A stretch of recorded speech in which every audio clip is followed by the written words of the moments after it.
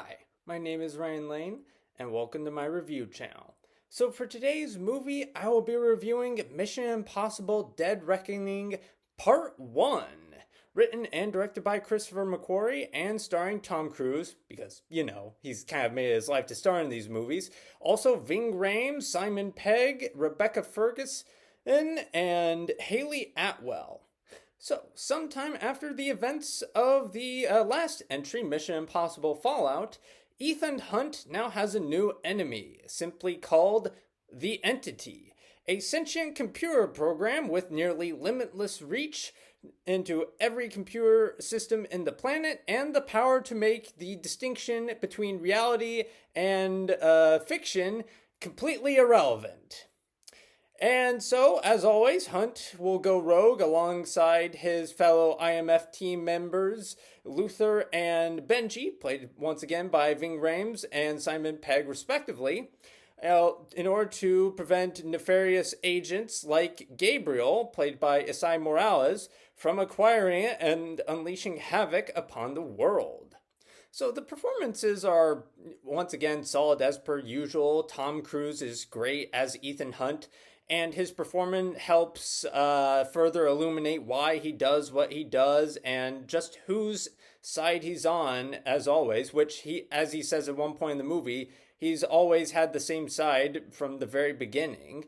Plus, Hayley Atwell makes a great franchise debut as Grace, a cat burglar who's pretty good at stealing, but not so good at the getting away part, it would seem.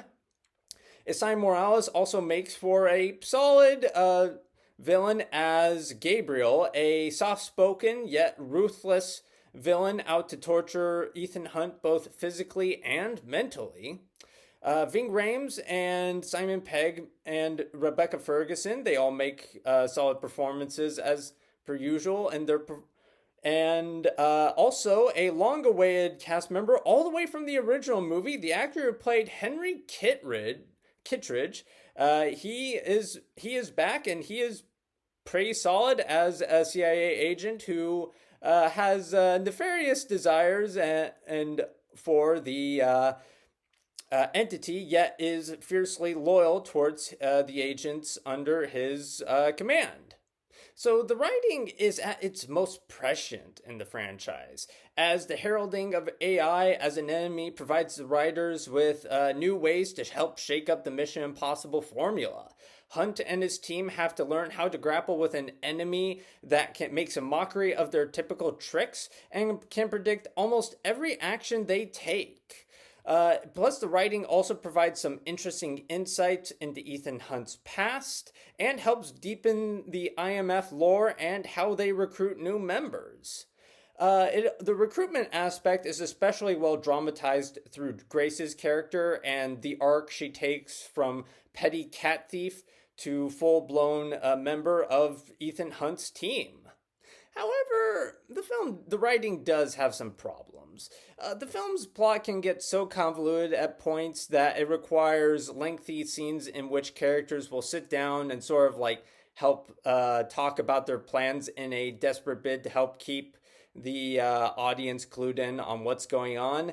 And I mean, not that the series isn't a stranger to convoluted plots, but I feel like prior entries, more specifically like Mission Impossible's 4 through 6, I feel like those films did a better job of keeping the audience clued in as to what was going on without as lengthy dialogue scenes. Again, this film doesn't handle its exposition horribly. I've just seen this franchise handle its exposition a bit better, is what I'm saying.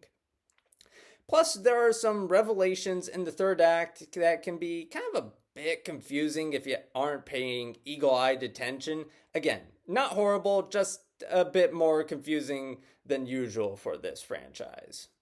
So once again, the film does feature some creative action sequences ranging from car chases to fistfights to even an opening scene that pays homage to submarine thrillers.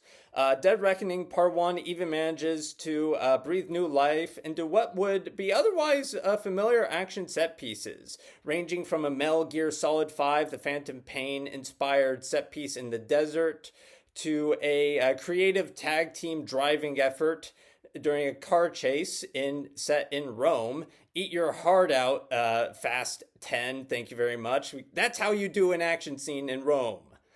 However, the action scenes do suffer from some noticeable CGI. I mean, compared to prior entries, which have managed to blend the practical and digital elements into a cohesive whole, the divide is much more noticeable in this movie. Again, it's not horrible, but I mean, for a franchise that has so prided itself on such an analog approach to filmmaking, this film is weirdly a bit more digital than usual.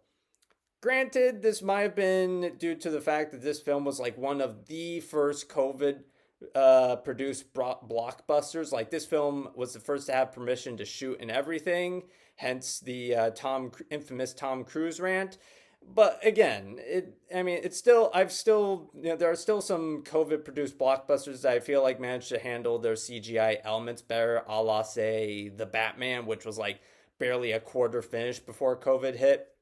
So, yeah, again, the CGI, it's not horrible, but the fact that I noticed it when I've had a hard time noticing it in this franchise it's a step down, is what I'm getting at. So, though it doesn't quite live up to the high bar set by prior entries, Mission Impossible Dead Reckoning Part 1 still manages to feature the high-octane thrills that fans have come to expect from this series. So with all that in mind, I will be giving Dead Reckoning Part 1 4 out of 5 stars. Anyway, thank you for watching. Have a good rest of your day. If you like this review and would like to see more like it, be sure to like and subscribe and leave a comment down below. And for today's comment section prompt of the day, what is your favorite Mission Impossible film and why?